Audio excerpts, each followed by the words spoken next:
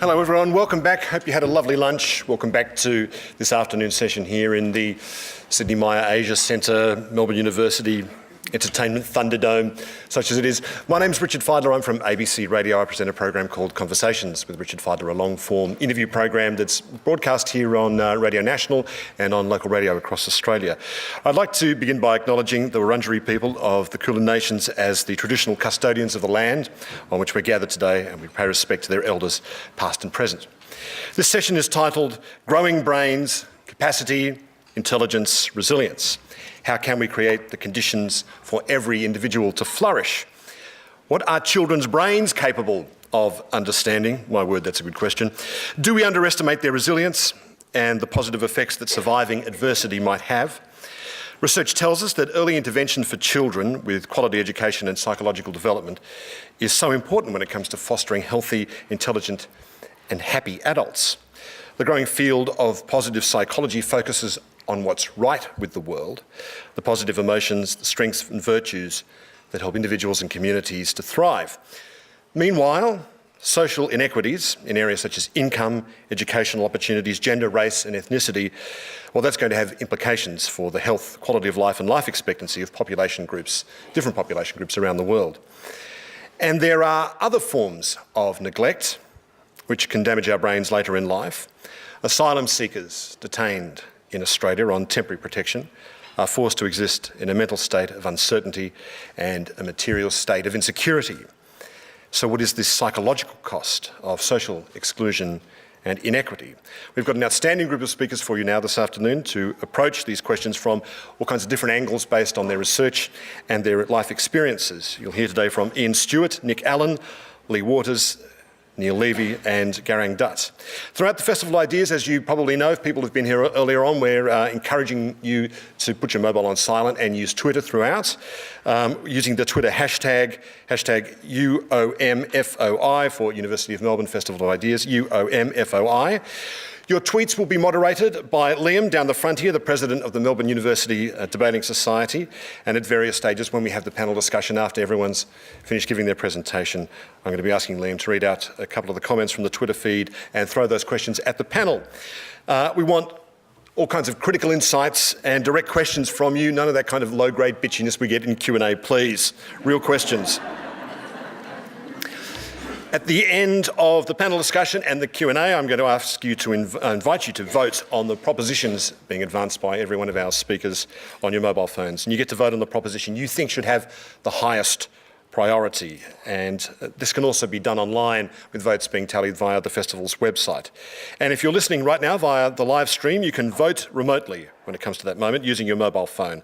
And there'll be festival staff here to help you out if you've got any problems or issues with that voting. And they're going to be published, the poll results are going to be published as part of the festival report as an outcome of public consultation and deliberation. I'd like to introduce the first speaker to make his presentation now. It's Ian Stuart, who's a retired science teacher formerly of Ithaca Creek State School in Brisbane. Ian taught physics and chemistry at Year 11 and 12 high school level in various states and countries for 25 years. He developed teaching methods to teach advanced atomic theory, and this is something normally only taught to upper high school students, and he was teaching this at Year 3 level and upwards. The success of this program has met with community and media support, and his goal is now to spread this method across all Australian schools. Ladies and gentlemen, please welcome our first speaker, Ian Stuart.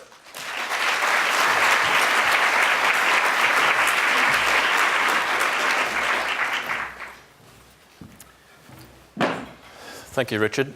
My proposal has three legs. Firstly, our primary school kids are much brighter than we think. Secondly, we should be teaching them atomic theory. And thirdly, that the benefits of this would be vast, bigger than the mining boom, just to speak economically, and more sustainable too. Now, this is at odds with current educational practice. So I've got some evidence in a 1-minute classroom video here, which I'd like to screen now to back it up. It's a bit wobbly. The video, not the evidence.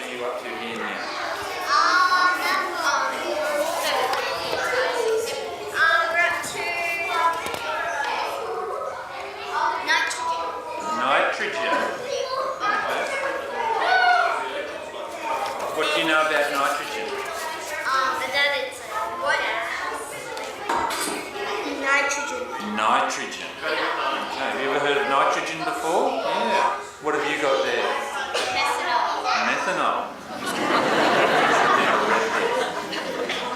It's really cool the way they like bond to each other. Yep. One. Like this. And now That's two hydrogens. So two hydrogens, two carbons, and the carbons have a triple bond. yeah. Wow, very impressive. Now we break it. It's HCN. HCN. Yes. It's called Okay. HCN. Yeah. Just touch it. It's cool, Mr. Quinn.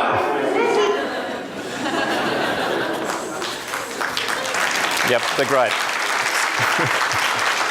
You can see they love it as well. That's the other thing.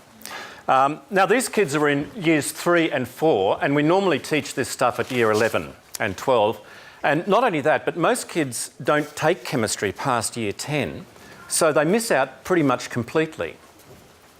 Now, if you think that young kids can't understand atomic theory, then you're in good company, because national curricula worldwide don't teach it. They exclude it from the primary school curriculum, and nobody does it. So why not? Well, it's probably traceable back to the 1960s to a child developmental psychologist, Jean Piaget, who said that kids need to be about 12 to 14 before they can understand the abstractness of the microscopic scale of atoms. But I think this video and our fresh understanding of brain plasticity, we should actually go back and retest our kids' abilities, and I think we'll come to the opposite conclusion. So, why atomic theory? What's so special about it? Well, I would argue that atomic theory is science's biggest idea. Richard Feynman, the legendary physicist and perhaps the rock star of science, not Brian Cox, he's just a real rock star, has this to say about it. So can you click that on for me? Yep, thanks. Richard Feynman says that if all scientific knowledge was wiped out and we only had one idea and one sentence to hand on to our kids, what would it be? And he says it's atomic theory because it would best repopulate and regenerate scientific knowledge for future generations. And he says this because it's a seed idea. Atomic theory is as though it's the parent idea and all of the other sciences are its children. They flow from it. I might ask for the next one too, if you can. Thanks. So what I've got here is I'm showing scientific knowledge as a tree with atomic theory as the trunk of the tree. And all of the other sciences, thermodynamics, electrochemistry, proteins, genetics, like the leaves of the tree. Now, that's not to say that, that atomic theory is more complicated than the other sciences, but it's an earlier idea. It's as though genetics and semiconductors and phase changes have their common ancestor in atomic theory. This could be a kind of an evolutionary tree. And that means that it actually makes atomic theory the best way to start teaching science for the kids. It's the best organising principle for them, and importantly, it's the best learning sequence in which they should start. And that would make it actually makes science learning much easier for them, not harder, easier, and more logical. So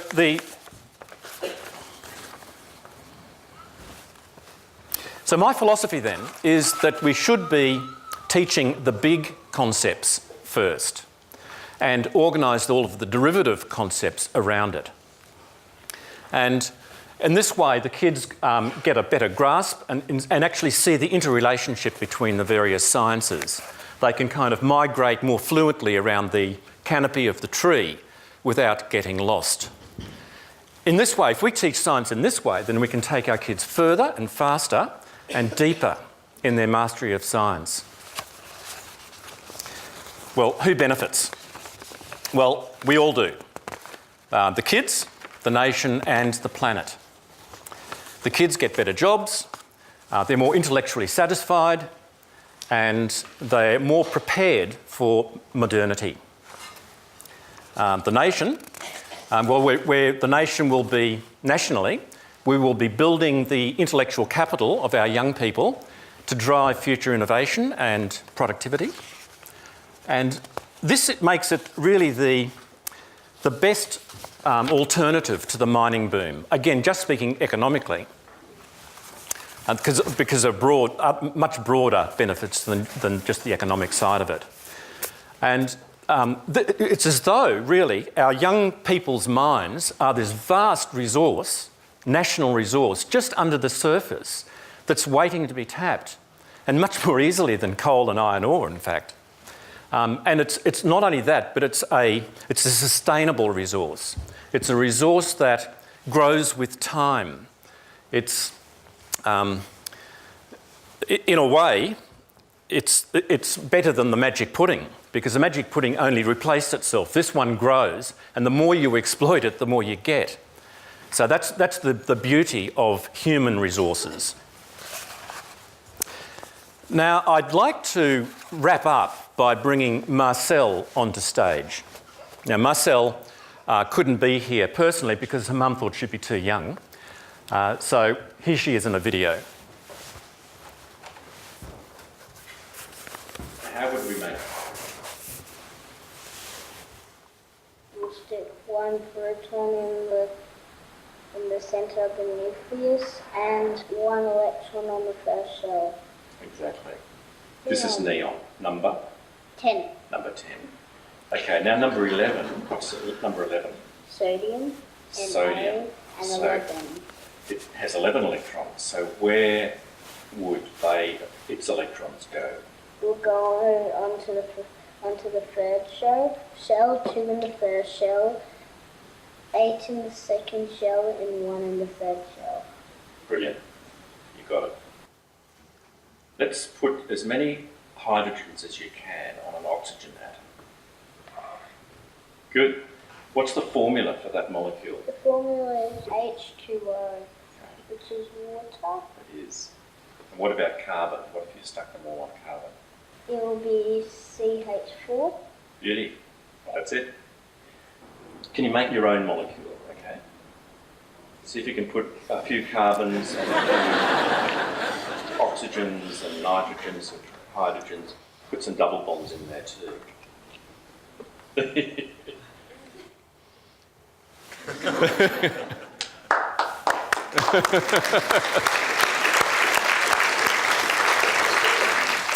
Isn't she great? Marcel is special, but there are a lot of Marcels in Australia. And I think what Marcel is really telling Dr. Piaget, the clinical psychologist who said that we could only learn if we were 10 to 12 or 14, is that the best age to learn atomic theory is when you're losing your front teeth. Thank you.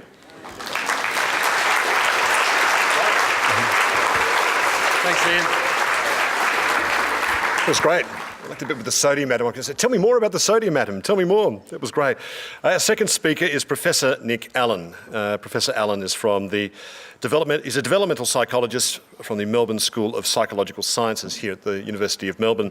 He collaborates closely with a number of child and youth research centres, including the Origin Youth Health Research Centre and the Centre for Adolescent Health at the Murdoch Children's Research Institute. He's a leading researcher in the area of clinical depression, particularly for his work on the relationship between the adolescent brain development and mental health.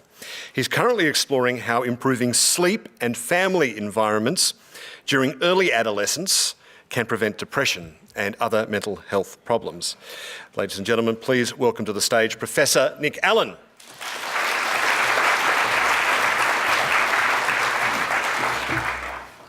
Thank you, Richard. So in my research, I'm interested in the causes and prevention of mental health problems during adolescence. Now, adolescence is a particularly important time of life as many of the most serious mental health problems that people experience emerge for the first time during adolescence. These include depression, substance use, psychosis, and eating disorders, just to name a few. So we've been trying to work out why some kids are more vulnerable to mental health problems than others. We've sorted through the usual suspects: genes, the brain, stress, relationships, and we find that they all tell part of the story, but none of them tell the entire story. So we've been trying a different approach. We've been trying to find out more about how these pieces of the puzzle work together. One way these different factors work together has to do with the phenomenon of neural plasticity. Neural plasticity refers to the way in which the brain changes, both across the lifespan as a person grows and ages, as well as the way the experiences the person have in their life shape the brain. This phenomenon provides a critical clue as to how some of the pieces of the puzzle work together. Specifically, it suggests how stressful experiences might get under one's skin, how they change a person's biological makeup in a relatively enduring way that might put them at greater risk for mental health problems. It also helps us understand why these things might happen in particular phases of life, like adolescence. So let's start with a few facts. First, if you want to work with the biggest predictor of mental health problems, you have to look at environmental factors, especially stressful environments. These range widely from extreme trauma, maltreatment such as abuse and neglect, to more ordinary experiences like family conflict or being rejected by friends or a romantic partner. Second, we know that extreme forms of trauma, abuse and neglect can have a profound impact on a person's biology. For instance, there have now been extensive studies that show the biology of people who have experienced maltreatment early in life, and we find that their brain anatomy is different from that of other people. The system that produces stress hormones is overactive, different genes are switched on, and their immune system is in overdrive. One of the best known examples of these kinds of studies are a series of studies that have studied children who spent their early life in orphanages in Romania before the fall of the communist regime. During this time, they were severely neglected. Even after being adopted into relatively materially wealthy and loving families, many years later, the biology of these children was different to those people who had not been exposed to this kind of neglect. Now, I suspect this will not surprise many of you, that this kind of maltreatment changes a person's biology in ways that make them vulnerable to stress-related illnesses. But these forms of maltreatment, while extremely important to understand and prevent, are, thankfully, abnormal. Certainly not all people who experience mental health problems have experienced this kind of trauma or maltreatment. So the question that we've been exploring is, what about the more everyday forms of stress than children and teenagers experience, such as family conflict or rejection by peers?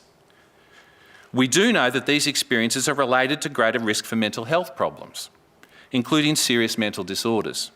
For example, one of the most common experiences preceding an episode of major depressive disorder during adolescence is the breaking up with a girlfriend or a boyfriend. A very common experience, but nevertheless an extremely profound one for many people. In our research, we've been especially interested in families. One of the interesting things about adolescence is that most people think that parents are becoming increasingly irrelevant as the peer group becomes more important.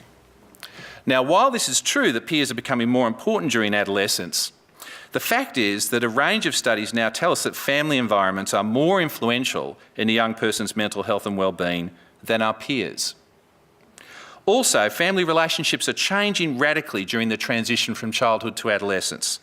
Roles need to be renegotiated between parents and their adolescent child, which causes everyone lots of stress, especially parents, who may have thought they were finally getting on top of this parenting thing by the age of 10.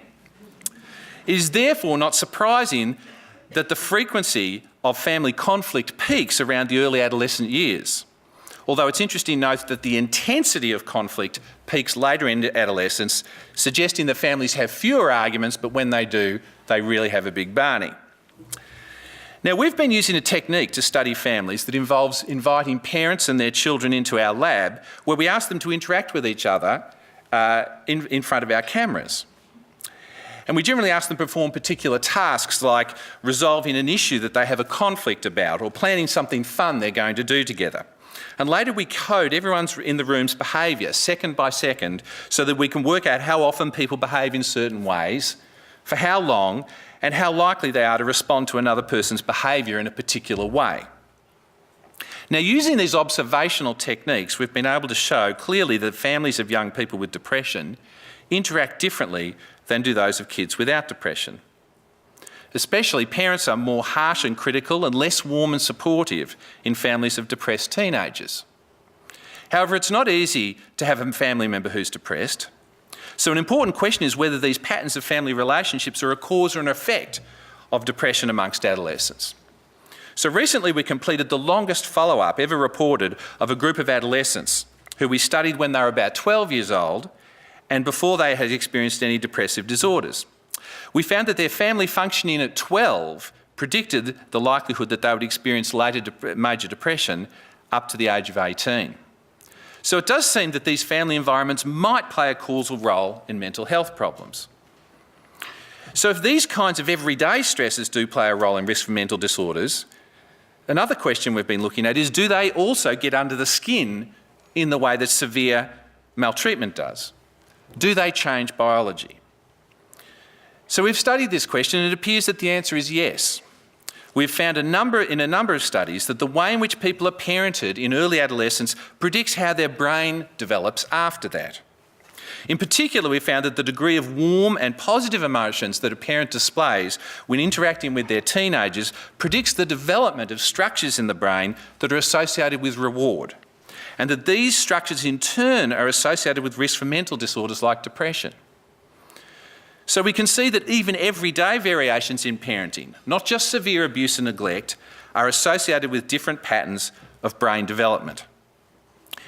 In recent work, we've also found that such variations in parenting also predict immune functioning, showing a path to physical health. Now, as a parent, I can say that the implications of this are pretty scary. I hasten to add that what we've done so far is correlational, and so we still can't be completely sure of the cause and effect. But it does look possible that even normal variations in parenting can get under the skin in a way that might set young people up to cope better or worse with the challenges of life. And if this is true, it raises a series of difficult questions. For example, what is our responsibility as a society to make sure that young people receive the best parenting possible? If we can show that there are biological effects of parenting on children and adolescents, does this now make parenting a health issue as well as a social welfare issue? How can we best support parents to raise their children in ways that are not intrusive to the family and that are respectful of individual freedoms? These questions are particularly pertinent because the parenting of adolescents is probably the most complex and subtle parenting that parents are required to do throughout their child's life. Other phases might be more taxing, such as when the child's an infant. But parenting of adolescents requires a shift from direction via authoritative rules to direction via negotiation and reasoning. Also, the best form of parenting changes from year to year, and parents get very tired of having to completely recalibrate the way they're parenting constantly. And unfortunately, parents are often ill-prepared for this change. When you have an infant, you know you're going to go through a big transition in your life. People read books about it, they get prepared for it, they go to classes. When your child transitions to adolescence, we don't necessarily put the same emphasis on the fact that there's going to be a new set of skills required. Also, parents are personally challenged by many aspects of adolescent development, such that the adolescent's assertion of their own identity, their emerging sexuality, and the fact that they are getting more beautiful while we are getting more ugly. I think there are ways that we can embark on this important task of empowering parents to provide the best possible parenting for their children. It goes without saying that all parents, with very rare exceptions, are doing their best for their children. But often lack of access to important information or stressful circumstances in their own lives leave parents unable to provide the best environment. For example, based on our research, we're now working on a skill-based parent training program that focuses on helping parents to learn good skills based on our research findings using video feedback and practice. Public health approaches to the issue could provide parents with good quality information about parenting transitions during adolescence and some of the approaches that seem to work best. But finally, all the parenting training in the world is unlikely to help resolve parenting difficulties amongst families who are highly stressed or In our research, we've found that parents who have their own mental health problems or who come from disadvantaged neighbourhoods are more likely to show conflictual and less likely to show warm parenting towards their teenagers. See, we might also consider making sure that families are supported in terms of healthcare and economic stability. Of course, these issues are important in their own right, but the fact that these types of family stresses lead to compromised parenting, and that compromised parenting in turn leads to mental health problems amongst offspring, as well as possibly affecting their biological development in ways that might increase their vulnerability to a range of problems across the lifespan, makes it clear that to leave these issues unaddressed may result in intergenerational transmission of disadvantage and poor health. A few years ago, a fascinating study from the United States was conducted by Jane Costello and Adrian Angold and colleagues. They reported in JAMA, the Journal of the American Medical Association. And they followed children of American Indian families who received a significant income supplement as a result of a change in government policy. Not only did the children of the families who received the income supplement have lower rates of mental health problems over a long-term follow-up, but the earlier in the child's life that the supplement was received, the better the outcome. So in conclusion, there are many ways to support parents in their task of providing better parenting to their children across the lifespan. But parenting during adolescence has been a relatively neglected area that does appear to be associated with significant outcomes for children, including impacts on their biological development and health. This suggests clearly that any investment in family is likely to pay off over time by reducing intergenerational patterns of disadvantage and breaking recurrent patterns of poor health and well-being. Thank you very much.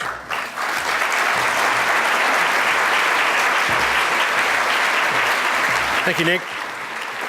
Our next speaker is Associate Professor Lee Waters, Melbourne Graduate School of Education here at the University of Melbourne.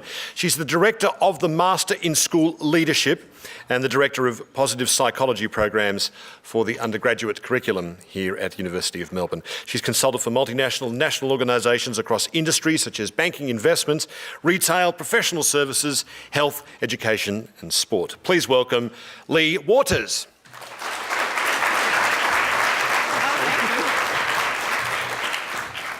Okay, thank you, Richard. And the topic of my presentation today is mental health for young children.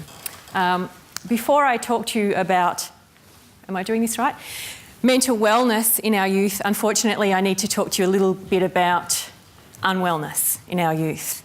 And I'm not sure if you're familiar with the latest figures from the Australian Bureau of Statistics, but those figures show us that 26% of young Australians are currently experiencing symptoms of mental illness.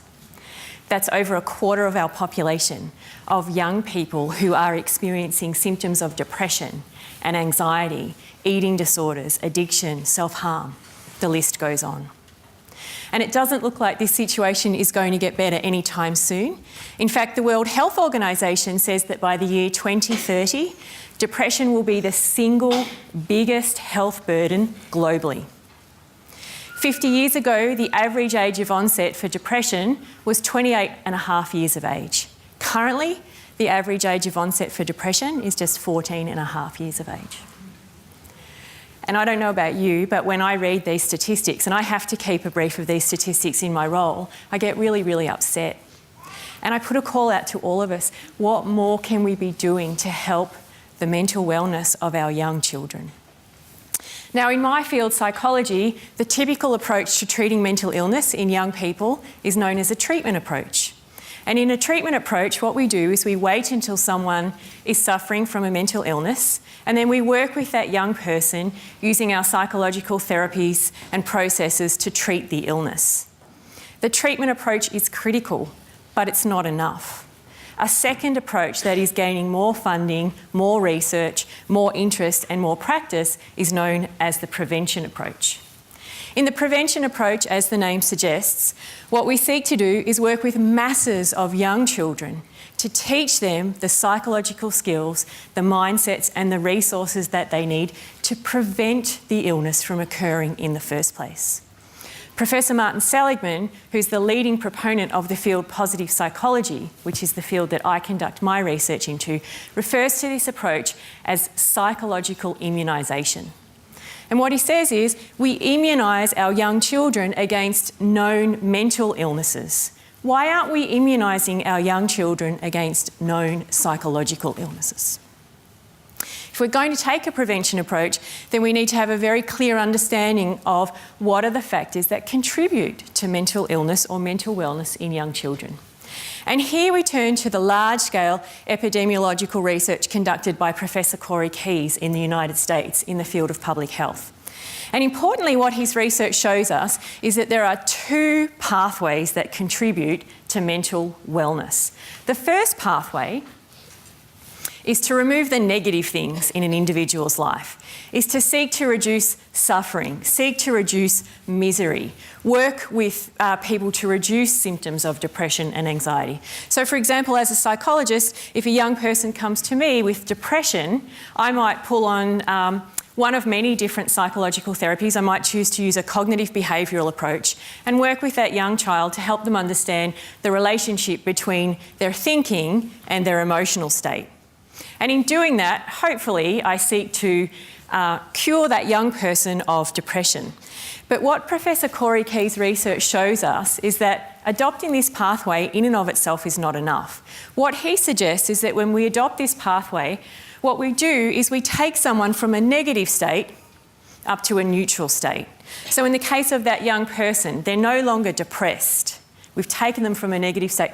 But does that automatically mean that that young person is a happy, healthy, thriving, flourishing person? According to Corey Keyes' research, no. What we've done is we've made them no longer depressed. And there's a difference between being happy and being no longer depressed. So we've taken them from a negative state up to a neutral state. Importantly, what his research showed is that in addition to this first pathway, we need to bring in a second approach. And the second pathway is about deliberately, strategically, systematically bringing in positive states into a young person's life. So again, if I'm working with that young person and I use a CBT treatment to help reduce the symptoms of depression, what Corey Keyes' research shows is that in addition to that, I also need to bring in positive psychology therapies to deliberately up-level feelings of hope and optimism in that young person. So it's not simply about taking away depression, it's also about bringing forward things like hope and optimism. So what Professor Corey Keyes' research shows us is that the presence of wellness is not simply the absence of illness. The presence of wellness is something above and beyond the absence of illness. If you use the metaphor of a garden, if you want to create a beautiful garden, you don't just remove the weeds.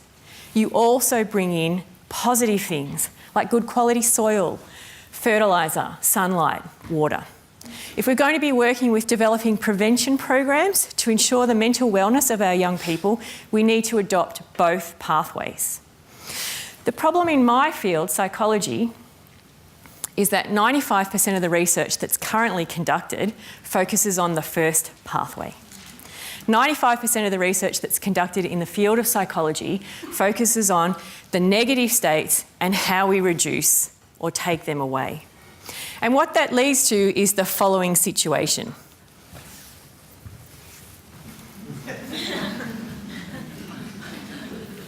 You know, and it's true, it's a humorous cartoon, but it's actually reflective of the field, of my field, the field of psychology. As a psychologist, I was required to train for 8 years at university. And in that 8 years, I learnt detailed knowledge of everything that can go wrong with the human psyche. I learned about our disorders, our diseases, our illnesses, our pathologies, our maladies.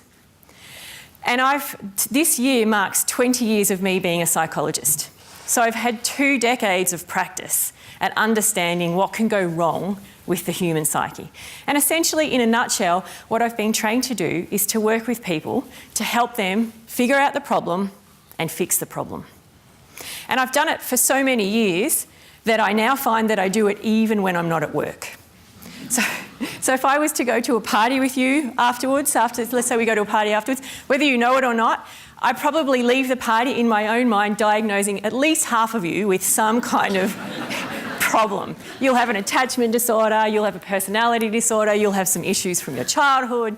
And the truth is, I know I'm not much fun to be around really, but the truth is that we do all have problems.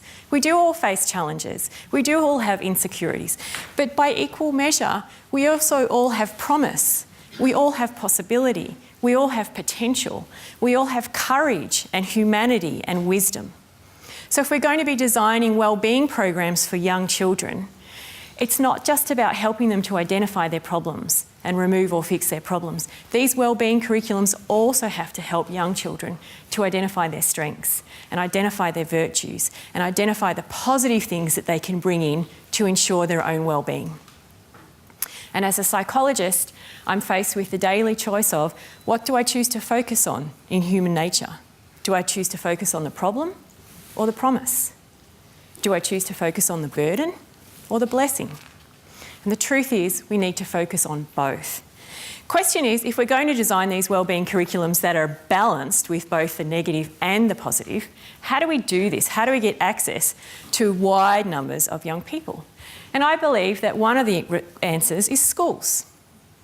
If you think about it, aside from family, and Nick's just talked to us about the importance of family, school is the place where a young child spends the majority of their time, from the age of 5 to 18. 5 days a week at school. Now, traditionally, schools saw themselves as being responsible for developing our academic skills. But more and more, schools are seeing that they are also responsible for helping young children to develop their wellbeing skills. And what I would like to see is a situation where it just becomes normal for every single Australian child who goes to any school across Australia that there is a wellbeing curriculum, that there is this prevention approach, that it becomes a normal part of the course of your life at school. Tuesdays, period 5, you have math class. Wednesdays, period 2, you have geography class. Thursdays, period 6, you have wellbeing class. It just becomes a normal part of what we learn at school. Question is, if we start to teach this wellbeing curriculum, does it work? Now, wellbeing curriculums are not new. They've actually been around for about 3 decades under the banner of a movement known as the Social Emotional Learning Movement. But Professor Mark Greenberg in the United States, who's a leading proponent in that field, readily admits that for the first 2 decades of that research, the wellbeing curriculums that were designed were focused on the first pathway. They were focused on allowing children to identify problems and fix them. And essentially, what we were working with children is teaching them the skills of emotional regulation so that those children could learn to regulate their own anger and feel less stress and feel less aggression and be more socially responsive so they're not bullies. So it's all about that first pathway. Now, with the advent of positive psychology, we're starting to see new curriculums designed that also look at the second pathway, that look at how do we increase and up-level positive states, positive resources, positive relationships for young people. In my own research, I've been focusing on wellbeing curriculum that focuses on that second pathway. And I've also reviewed programs that are currently available that are designed not to reduce stress or anger, but are specifically designed to help a young child develop hope, develop optimism, develop gratitude. And what I'm finding in my research and review of other researchers is that these programs work. Now, we need to be cautious in our conclusions because the field is very, very new, but I think that we can be cautiously optimistic. Because what we're finding is that when we put students through these wellbeing programs, when they learn how to manage their own wellbeing, not just from the negative perspective, but from the positive perspective, they're reporting higher levels of wellbeing. And I see this, and this is why I've drawn it this way, I see it like an armour, like a cloak, like where these children are developing hope and optimism and positive states that they can use as an armour against life's challenges. Because it's not about ignoring life's challenges. We can grow and learn a lot from life's challenges. But it is about meeting those challenges with a psychological toolkit, meeting those challenges already cloaked in hope and optimism and gratitude, for example. And here's an interesting side effect that happens when we teach wellbeing to young children. These wellbeing curriculums show that not only do these children report higher levels of wellbeing, they actually do better academically. And large-scale research in the United States with over 270,000 students showed that those students who had been put through a wellbeing curriculum at school, on average, did 11% better in their academic achievement tests. And here's a second interesting side benefit. When we work with young children or school students right through to adolescence, and we help them to learn the skills of wellbeing, not only do they report feeling good, but they also become more pro-social in their behaviour. And what this means is they become kinder, they become more compassionate, they seek deliberately to support their friends and up-level the wellbeing of their friends. And what I find fascinating about this is that we start to see this transfer process. So we work with one young child to make them feel good, and because they feel good, they transfer that learning on to their friends and their family. So it's like a contagion effect, like a positive virus. So in conclusion, what I would hope to see is that we get more research, more funding, more researchers into this very, very important field, that we're developing evidence-based wellbeing curriculum that comes and is just a normal part of every child's schooling. So that what we see is the spread of a positive virus across schools and across society. And then in 10 or 15 years' time, as this wellbeing curriculum starts to take effect, we're graduating masses and masses of young people who feel good, who function well, and who go on to do good in society. So that in 10 or 15 years' time, if I'm asked to come back and give this presentation again, I don't have to start by saying that 26% of young Australians are currently experiencing a mental illness. Thank you very much.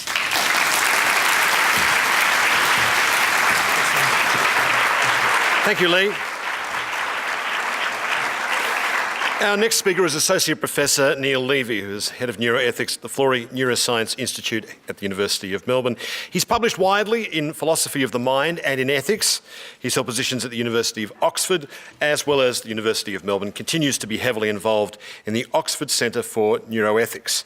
He's the author of Neuroethics, Hard Luck, and the forthcoming Consciousness and Moral Responsibility. Ladies and gentlemen, please welcome Neil Levy.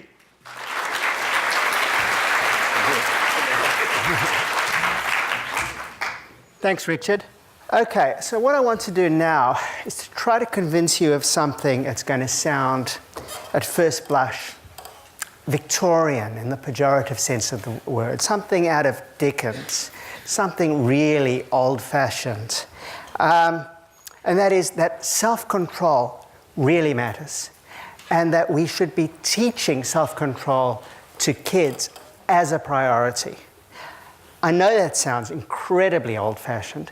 I'm going to argue that that should be not just something we should accept, but something that should be part of a progressive political agenda, something that everyone should embrace, no matter what their politics, but that people on the left have a particular reason to think is important. Let me begin with an experiment, a very famous experiment. And it's an old experiment, but it's a great experiment because, in part because it's old. We've got all this longitudinal data about the people who participated in it. We can follow up with the people who participated in it. The experiment, some of you must have heard of it. It's called the Marshmallow Experiment. It was conducted by Walter Mischel in 1970, at least it was published in 1970. And what Mischel did is he got kids who were aged from 4 to 6 years, and he gave them a little task. And this was the task. He said, here's a marshmallow, and you can have this marshmallow right now. Or you can have 2 marshmallows if you wait 15 minutes. Now, not every kid likes marshmallows, so he didn't always use marshmallows. He asked the kids what they preferred. They got a choice from a marshmallow, an Oreo cookie, and a pretzel stick. But it's called the Marshmallow Experiment, and I'm going to call it the Marshmallow Experiment too. So we'll just imagine all the kids chose marshmallows. Then Mischel left those kids alone, and he covertly observed them to see what they would do. He repeated the experiment several times, and some he filmed them. most kids tried to delay gratification, and that's the language Mitchell used. That is, most kids preferred to get 2 marshmallows or cookies or whatever it was than 1, and they tried to somehow prevent themselves eating that marshmallow. They tried to exercise self-control. Lots of fascinating things about this experiment, lots of fascinating things about the strategies the kids used to delay gratification. Some tried to fall asleep, for instance, some sang songs. A lot of them turned their back on the marshmallow. Seems to be a good strategy. But what I'm really interested in here is follow-up data. In 1988, Michel came back and looked at those same kids. Of course, they weren't kids anymore. They were now young adults. And what he found is delay of gratification at 4, 5, and 6 predicted all kinds of good stuff at 19 and 20. It predicted, for instance, SAT scores. SAT scores are the standardized test scores that American colleges and universities use for admission. The longer you delayed gratification compared to kids of the same age, the higher your SAT scores. Now, this is not a perfect relationship, but it's statistically significant. It predicted SAT scores pretty well. In fact, it predicts SAT scores better than IQ. And it doesn't just predict SAT scores, it predicts a whole lot of other things like prosociality in general, which Lee just mentioned. It predicts getting involved with the police on the wrong side of the law. The shorter delay of gratification, the higher your probability of getting involved with the police. Now, this has been replicated in other ways. There are other longitudinal studies. And in fact, we continue to follow those same kids. No longer kids, they're about my age. There's a 2011 neuroimaging study looking at that same cohort, which finds interesting brain differences, which I'll talk about in a minute. But at the same time, we're getting different data from different kids. So, for example, Terry Moffat in New Zealand is doing a similar kind of study. It's a different design, looking at measures of self-control in kids and then following up later. And her group finds that self-control predicts prosociality and various measures of morality later. Why? Why does it predict these things? Well, one reason is probably reasonably direct and straightforward and intuitive, commonsensical. If I'm going to do well at academic work, I need to exercise self-control. I need to resist the temptation to stop reading this boring book or, doing this essay and go and watch TV instead, or go and have a drink, or whatever it might be. So it's quite directly involved in the skills you need to succeed in academia, for instance, as well as the skills you need to be a good parent, a good partner, a pro-social member of the community. But probably, almost certainly, is also another indirect route. As I mentioned, that 2011 neuroimaging study provides just one more piece of evidence among many that the brain regions involved in self-control, which are frontal regions of the brain, are also more generally involved in what psychologists call executive processes, which roughly correlates with the kinds of skills that you need for flexible cognition, for IQ generally. In particular, parts of the brain involved in working memory seem to be more active in people who are better at delaying gratification. And working memory is the capacity to maintain information in your mind for a short period of time while you manipulate it. Basically, that just is what you need to think intelligently and flexibly. So developing self-control was really important, not just in itself, although it is really important in itself. Think of problems of obesity, which in part might, in developing self-control, you might develop resilience against the obesity pandemic. Think of addiction. Self-control matters in itself, but it also matters because in developing self-control, you develop more general cognitive capacities. So how do you develop it? Well, right now there are a lot of kids in Australia, particularly in Western Australia, who are given medication which might be seen as a self-control medication. Retinol, Adderall for the treatment of ADHD or ADD, attention deficit disorder. Now, I'm no expert on ADHD. My non-expert opinion is it's probably a real disease or real condition, not a disease, which is wildly overdiagnosed. Nevertheless, there probably are a significant number of kids who need this medication. But giving this medication doesn't give them self-control, nor does it give a kid who doesn't need it. If you give it to them, do they have more self-control? It just gets them in the game. It gives them the capacities they need to acquire the skills that underlie the development of self-control. It doesn't come in a pill. It's something that can be learned. And there's quite a lot of evidence now that self-control can be taught. There's a lot of evidence for what's sometimes called the muscle model of self-control. Like a muscle, self-control is something that can get tired in the short term. Psychologists say depletable. So if I do some push-ups right now, don't worry, I won't. My arms will feel weaker and I'll be less able to lift heavy weights immediately afterwards. But were I to do push-ups every day, you can probably tell I don't, my arms would get stronger over time. And my muscular strength would build up. Self-control seems to work like that. In the short term, using your resources of self-control, your executive processes more generally, seems to leave you with less. So there's quite a lot of evidence, experimental evidence, for example, that you can measure people's capacity as decision-makers as a function of how long it has been since they took a break. If they take a long enough break, their performance at self-control goes up. So we know over the short term it's depletable, but also over the longer term, the more you practice, the better you are. So self-control can be taught. Now, I just want to finish by making good on this promise that this is part of a progressive agenda. I think what I've said should be something that can be embraced by everyone, no matter what their political views.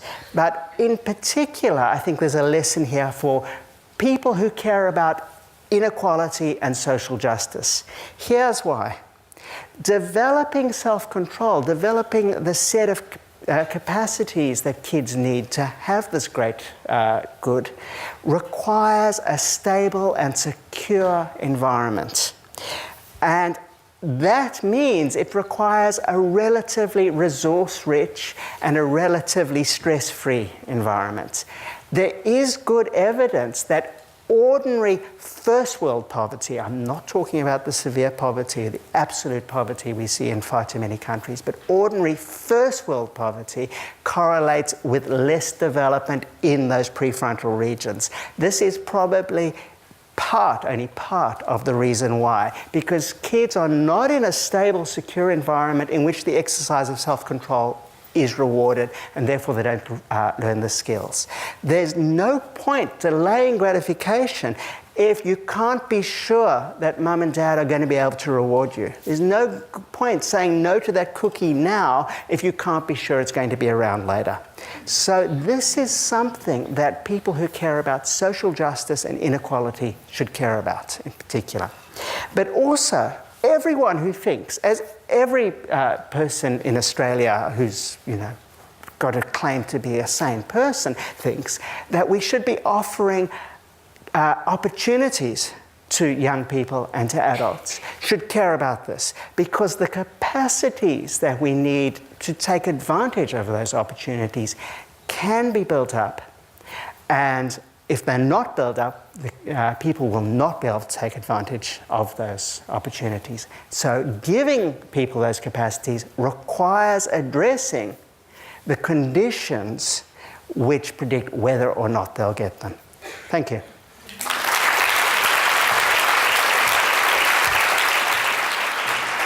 Thank you, Neil.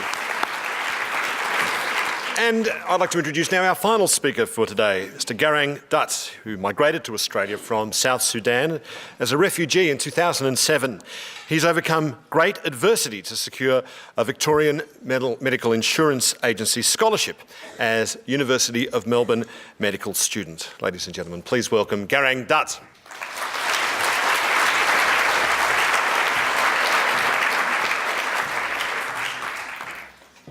Hello everyone.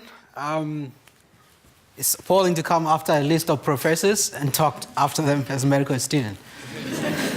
So basically I'm just going to give my life story as a case study for today, given that mental health as the theme of the day and how brain copes with adversity. So as a medical student here at the University of Melbourne, you could probably guess that I went to one of private schools or some of the prestigious high schools in Melbourne, but you would be wrong to think so.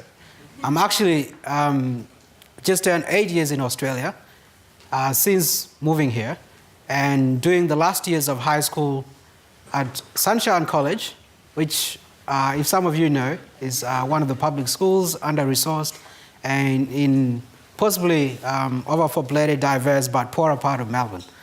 So while researching there, it might have looked under-resourced, but before then I was in even far more under-resourced area, which is a refugee camp in northern part of Kenya, where I spent most of my childhood, learned under trees as my classroom, where you get a fraction of exercise book, for example, as your writing equipment.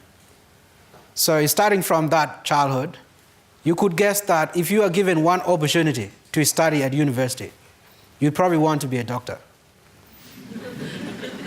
Because in that setting, if you are given resources, the last thing you can use out of instinct is a medication or a surgical equipment.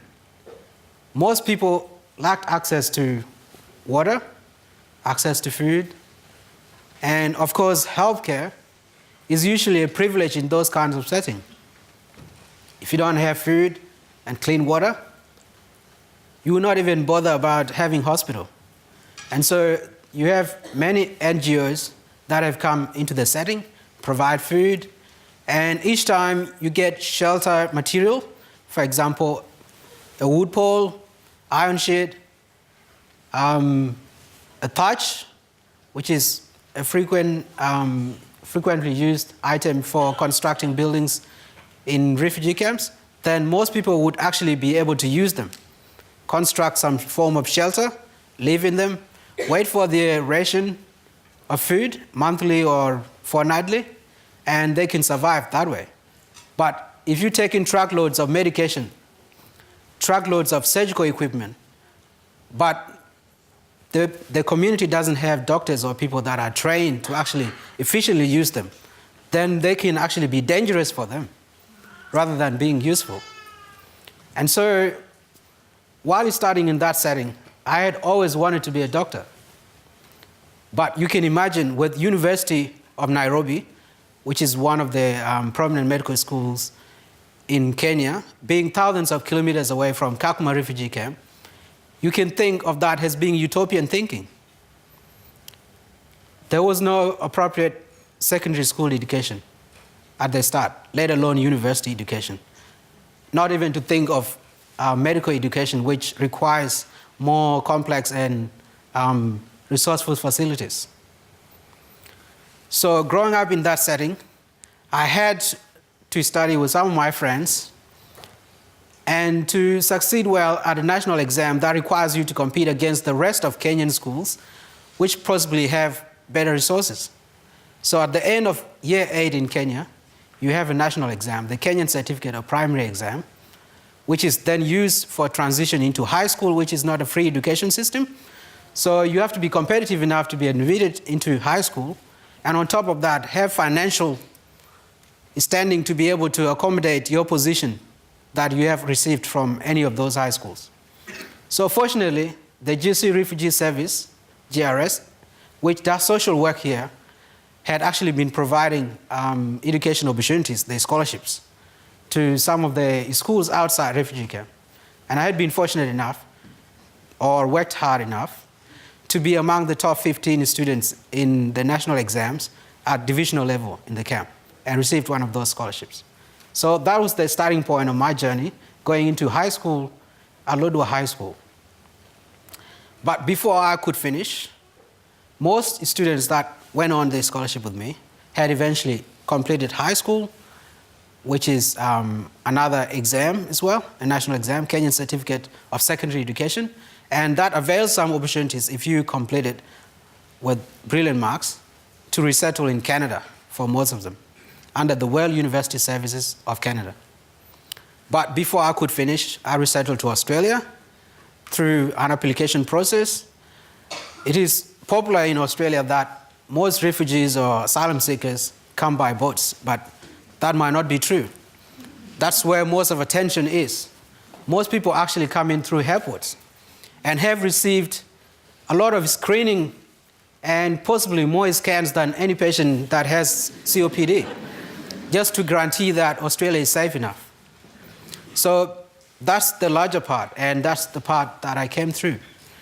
Resettled in Melbourne, started high school at year 11, finished in 2 years, but before I could finish, I was lucky enough to be named Kwang Lee Do Young Scholars here at the University of Melbourne. It would be surprising that I actually got that scholarship before I knew where University of Melbourne was. So I didn't have much knowledge of different sides in Melbourne.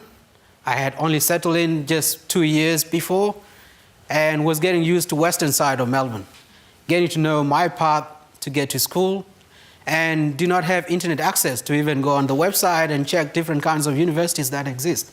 But of course, I also knew that I wanted to study medicine. And wherever that was going to be, I was going to find it out. But before I could get there, before I could do VCE, I had to be enrolled in class. And while enrolling, I had been pointed out to possibly not be suited for the kind of courses that would set the stage for me to study medicine, mainly from assumption that given I came from refugee camp background, given that I'm of Sudanese background and so English is in my first language, then I might not be able to cope with chemistry, physics, math method, specialist, and English, which would be prerequisite subjects for studying medicine here. But I persisted that I actually knew what I was doing. Even though I was 2 months in Australia and wanted to go and join these classes, I knew I was going to be able to do it because I knew that this is what I really wanted to do. I wanted to be a doctor.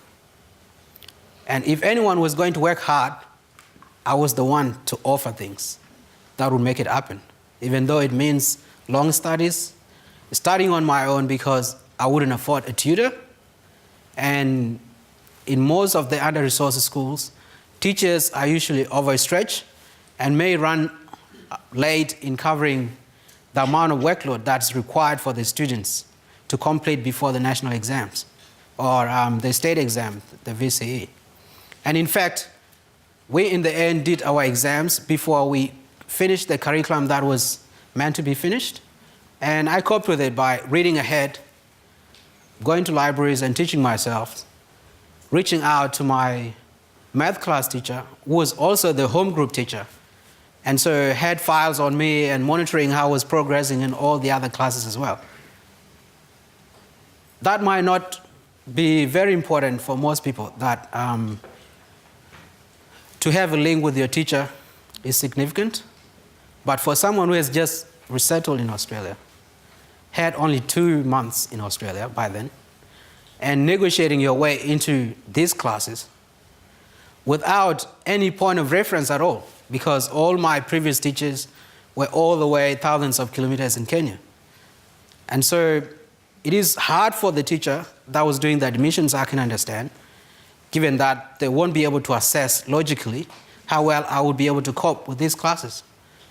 And the onus is on them to ensure that those students enrolling should be able to successfully complete it.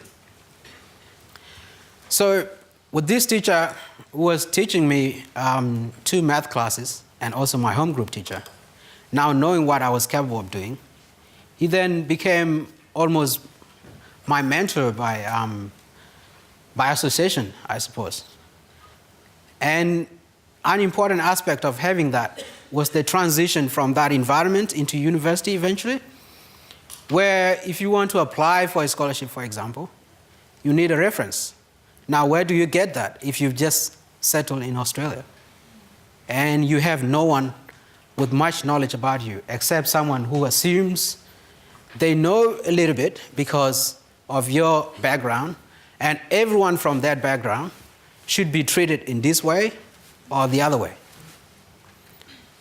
That is actually significant because out of many of the other factors, the resource factor in terms of the environment that I started my education in to the one I'm completing it in right now, like the medical school at the University of Melbourne, which is fairly well-resourced, the factor of how people interact with me in their normal day-to-day life, the attitude that people have towards each other, is what I think is the determining factor in how you frame your mind and being able to cope with whatever amount of tasks you have ahead of you. From the refugee point of view, the environment was almost homogeneous. Everyone was a refugee.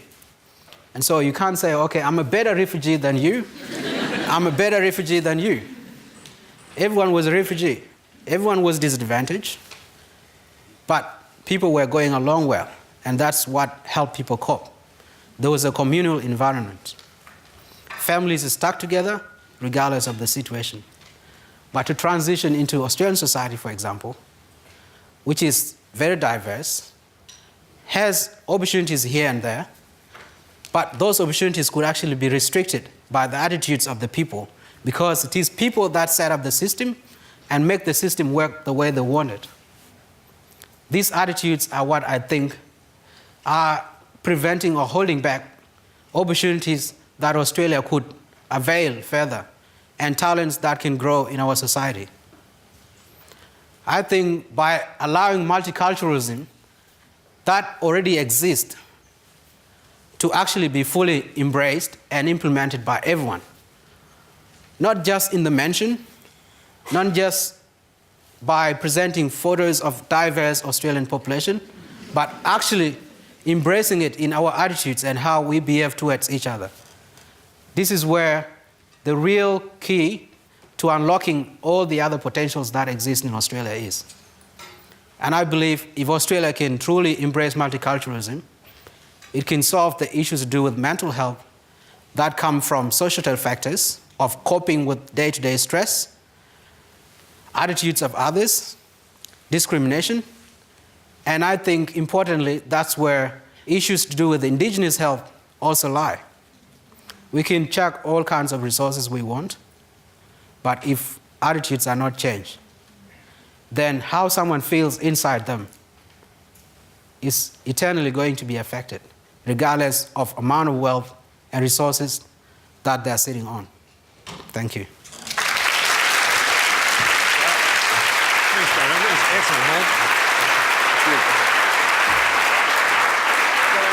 Gentlemen.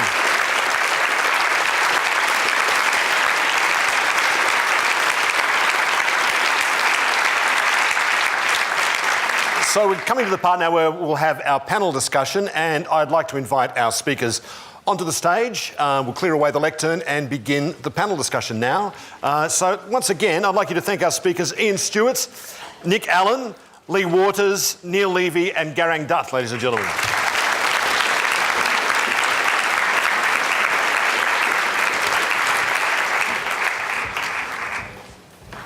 I'll just go through their propositions, which we'll be voting on later on as well, while we're getting set up, ladies and gentlemen. Ian's proposition was that Australian schools should teach atomic theory to primary students to future-proof our nation. Nick Allen's proposition is that we must offer direct support to stressed families and entire neighbourhoods to improve children's health and well-being across their lifespan. Lee's proposition was all Australian schools need a well-being curriculum that boosts positive mental health in students. Neil's was we need to place much more emphasis on developing the self-control of children than we do right now. And finally, Garang's was, we must embrace Australian multiculturalism. They're all there now. I'll get started. Of course, if you have that question, use the Twitter hashtag UOMFOI, and they'll go down to Liam here. There's a microphone being circulated around as well. Put your hand up if you'd like to ask a question. The mic will be passed to you, and we'll take your questions as part of the panel discussion. I might start with you, Ian. As I was thinking, hearing you quote Richard Feynman there saying that atomic theory is the most important, perhaps, of all the sciences, I was thinking if Richard Dawkins is watching this over the live stream, he'd be choking on his cornflakes right now. He'd be saying, oh, no, natural selection. It'd be natural selection, man. Why would you say atomic theory rather than natural selection would be a better thing to teach these young kids? Yeah, good question. I'm looking at it from the point of view of pedagogy, I suppose. In terms of building a mastery of science over time, this is the one they should learn first, and then natural selection is something that they can learn downstream. Actually, I think also perhaps we could include Newton's 3 laws in there as well. But to simplify it, I think we should have a hierarchy of a learning progression rather than just throw it all at them. It's funny you say that, because I tend to find with scientists, they tend to think of their discipline as the primary discipline, and everyone else has got to fall under, become branches on their tree. I was expecting to offend a lot of people. Well, that's the whole idea, isn't it? Is it easier to teach something like atomic theory rather than natural selection to young kids? Well, I'm actually a physics and chemistry teacher, so I would say that, wouldn't I? But yes,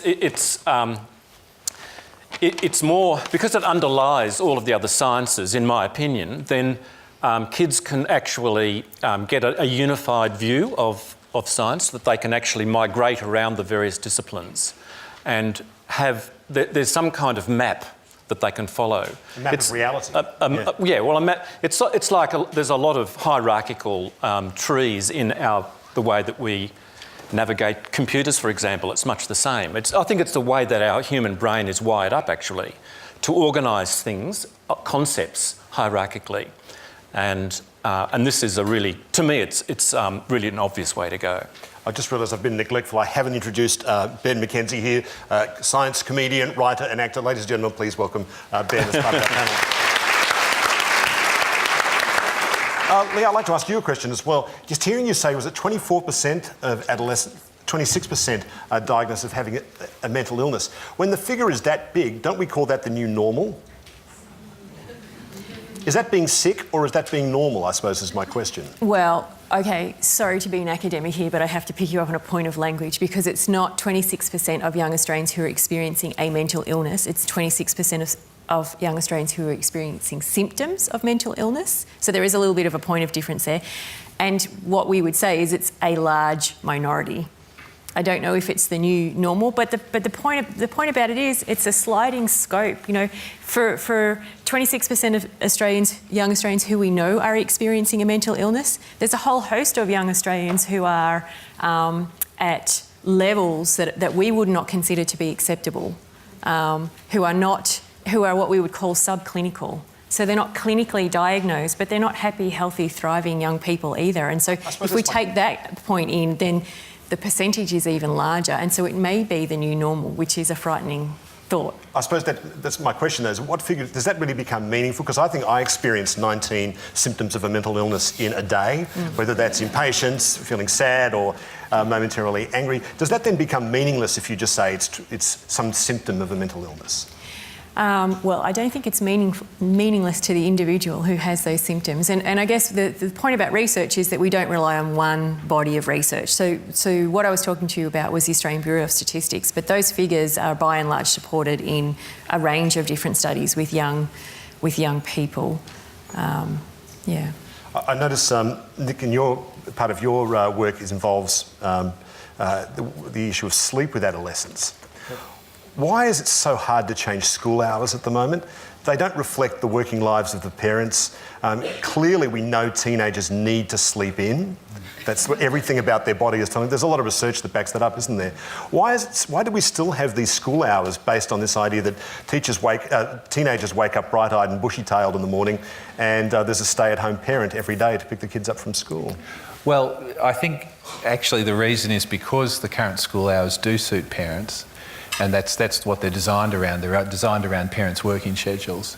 But as you say, we know that there is a biological shift with teenagers that they actually want to sleep later and wake up later.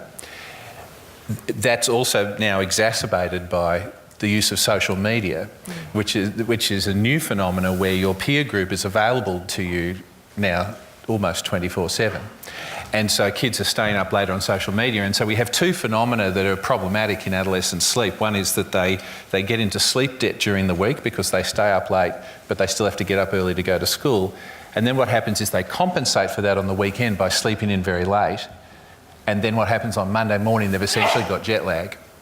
And that happens week after week for adolescents. And this is not just a matter of being sleepy. We know it affects mood, it affects learning at school, it affects mental health and a whole lot of things. So sleep patterns, kids who tend to go to bed later and get up later are at higher risk for mental health problems.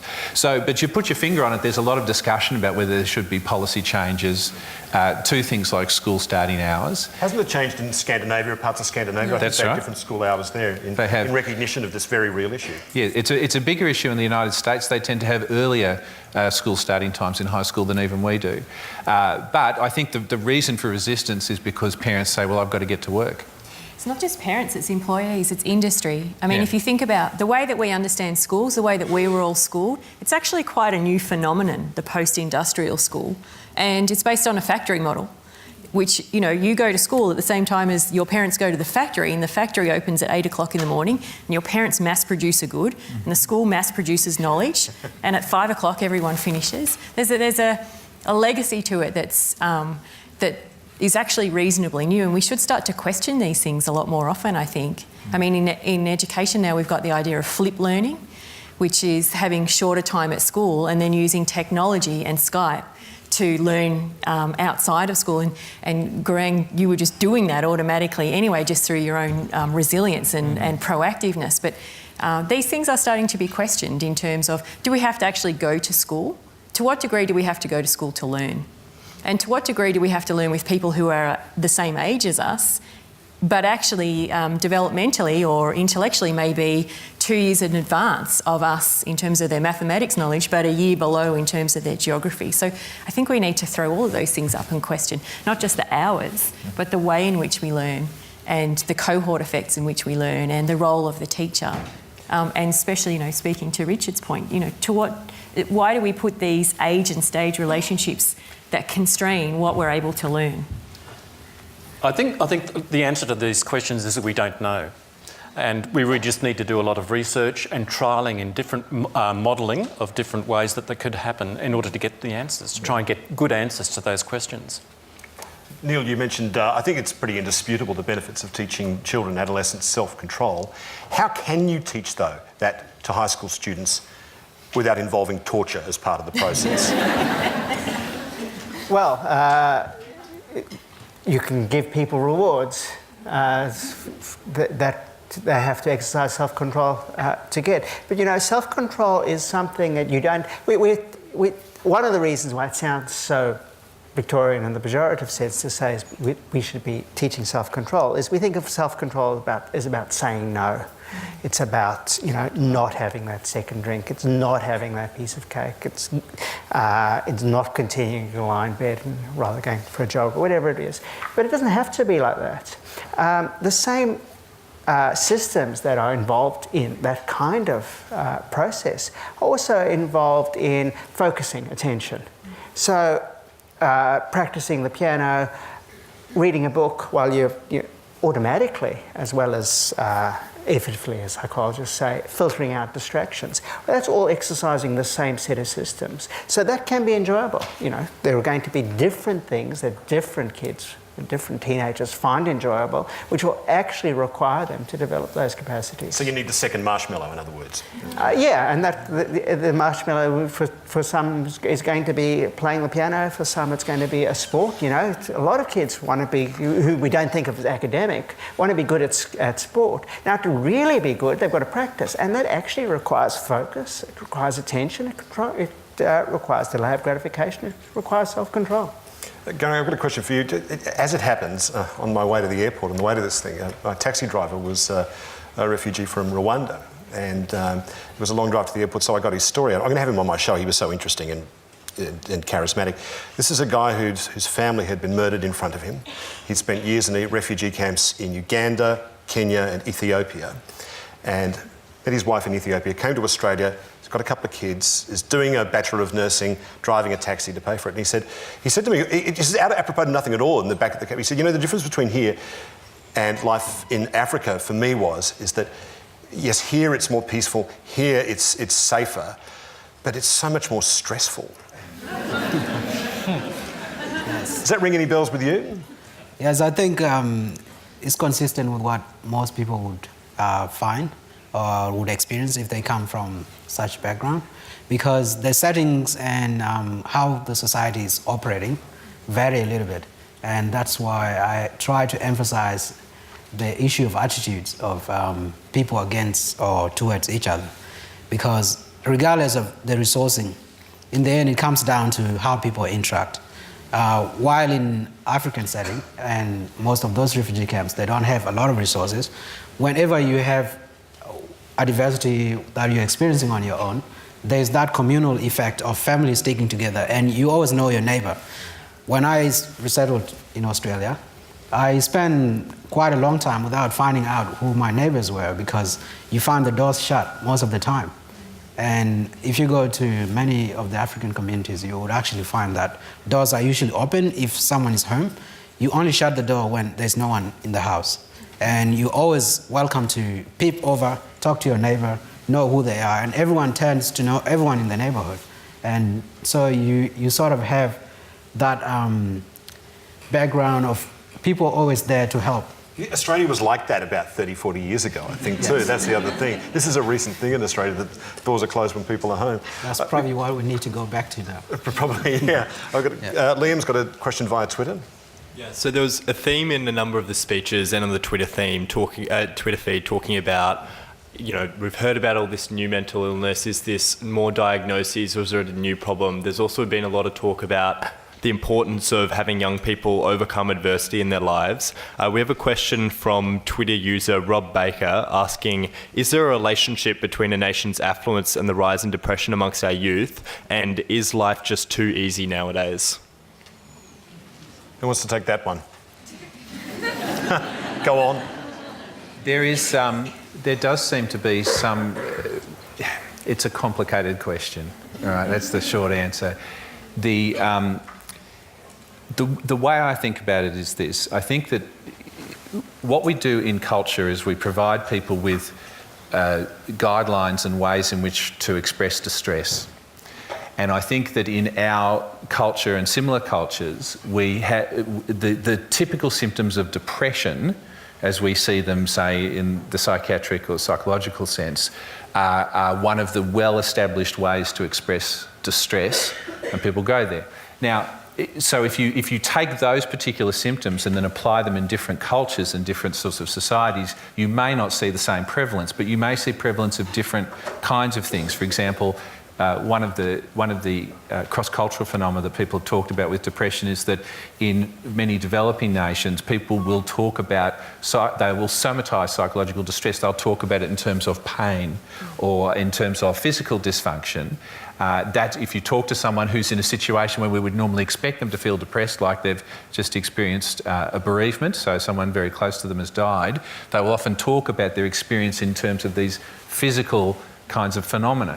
So I don't think we know if living in a more developed country makes people more likely to have dysfunctional forms of distress. We do know that I think that it's more likely for them to present with that distress in the way that is described by depression as we understand it. I don't know. What do you think, Blake? We'll take a question from the audience. Someone got a microphone? That not necessarily it's connected with the information that people have. So I was wondering from your talk, how can we address these biological changes so we can achieve real changes in people's life? And the way I think it connects with Professor Leah's talk, and that's something I want to ask her, is I totally agree with teaching well-being at schools, but the trap I see there is falling into the dualistic thing about you have to be happy, being sad is not good, and especially coming from people that might not be, because we expect teachers to be teaching that. And as a psychologist, you had a long journey probably to develop new understandings about this. And connecting with the neurobiology change, I expect things to happen the same way, and no matter this discussion, they will then end up falling into the dualistic thing. So I want to know from your experience if that actually happens in those curriculums. So just to bring it to a question, then what's your question? That was the question, sorry. I want to know if with this well-being teaching, these dualistic things end up happening where being happy is good and being sad is not good. Lee, do you want to take that? Oh, sure. Great question. Thank you very much. In any discipline area that we teach, we run the risk of dumbing it down and oversimplifying it and making it become sort of binomial. So it's either this or it's that. I think that if we are starting to work through the systems in teaching teachers how to teach wellbeing, that was teaching teachers how to teach wellbeing, that we need to make sure that when that curriculum is developed for the teachers before they go on to teach it to the children. How many times have I just said the word teach? I'm not quite sure, but it was a lot. We need to make sure that we do that in a very mature and sophisticated way so that we don't run the risk of having a discourse where happiness is the desired state and we're trying to move away from unhappiness. And actually a lot of what positive psychology is interested in studying is this notion of resilience. What are the positive processes that allow us to overcome challenges in our life? So in order for us to understand the positive processes, and that might be the ability for us or young children to cultivate their own positive emotions, have a sense of what their own character strengths are so they can navigate their way through. So these are all things in the happy camp: positive emotions, character strengths, positive relationships, a sense of meaning. But we can't understand that happiness camp unless we actually understand the adversity that the person has gone through in the first place. So it's not an either or, it's an and both. And we need to make sure in the curriculum that we're not privileging happiness over sadness, because actually the truth is that we can't avoid sadness and loss and challenge and adversity in our life, and nor should we, because often, you know, it's always darkest before the dawn. It's challenges in our life. If we're taught these skills beforehand and we come into the challenge with a psychological toolkit, that's how we develop our resilience in the first place. And if we have teachers who don't tell us that the end point, the goalpost is happiness, the goalpost is meaning. The goalpost is a sense that I can achieve and I can manage and balance my way through life's adversities and still be a person who has meaning and happiness and does well in the world. So it's about languaging it, so it's a much richer story than just teaching a happiness curriculum where happiness is the end point. I'm sorry, we're already over time, so I'm so sorry about this. We only have time for one more question. The microphone's over here. Yeah. Hi. You mentioned, Professor Physics, you mentioned that school curriculum doesn't teach physics and chemistry till a certain age. But I want to just quickly share some knowledge with you and then ask you about your opinion. I come from one institution that does that, from another part of the world, from Europe. And we do that from early age, and our results are, we're officially the best school in the mathematics in the world. We won the most, the greatest number of medals in the world in international mathematical Olympiads and physics. So if you just What school is that? Mathematical Gymnasium Belgrade. You can find it on Wikipedia. It has more than 400 medals. And our student... Yeah, well, our student is #1 in the Hall of Fame of International Mathematical Olympiads, for example. And we won the greatest number of scholarships from Cambridge, Oxford, etc., etc. Our students went to Oxford at the age of 15. So, could we meet after the session, please? I'd like to speak to you. Yeah, of course. So I've been in that school and as a student and as a teacher. So I just wanted to tell you that there are experiences. I'm just saying this because you said no one does that in the world. So there is big data. This school exists for 50 years, and it's currently officially the best school in mathematics and physics in the world. It's a rare beast, I think, your school, though. Yeah. Most curriculum, if you look at the American, United Kingdom, Singapore, wherever, Australia, it's excluded from... Yeah, Americans come regularly to us to copy something. But having said that... We've got to really rush this on, I'm sorry. But having said that, I want to ask you of something else. Did you hear of Benezet? He made an experiment in the 1930s where kids didn't actually learn any mathematics till their 6th grade. So they were just, reading books and discussing things. And at 6th grade, they started learning maths, and in 4 months, they were better than their peers who actually did learn mathematics. So that's, another argument that's counter. So we shouldn't teach maths to kids. No, so just, there are things that people can, discuss about this, and I could talk more and more. But I'm sorry, what's your opinion on one or the other? I'm sorry, I will have to take Tony Jones on you, get all Tony Jones on you and say that we'll have to take that as a comment because we're way over time already. I'm so sorry about that. The point of that all of these things, there is a developmental readiness to it, right? The developmental readiness to learning science, to learning well-being, to learning self-regulation. But the earlier intervention approaches are what the research is now telling us is the most successful. Time to vote, ladies and time to vote. I'm getting this sign very heavily. Time to vote, ladies and gentlemen, on the proposition. Go right ahead. We've had the voting. We're finished. Okay. There we go. Lee's the one. Lee's won, I think. So congratulations, Lee.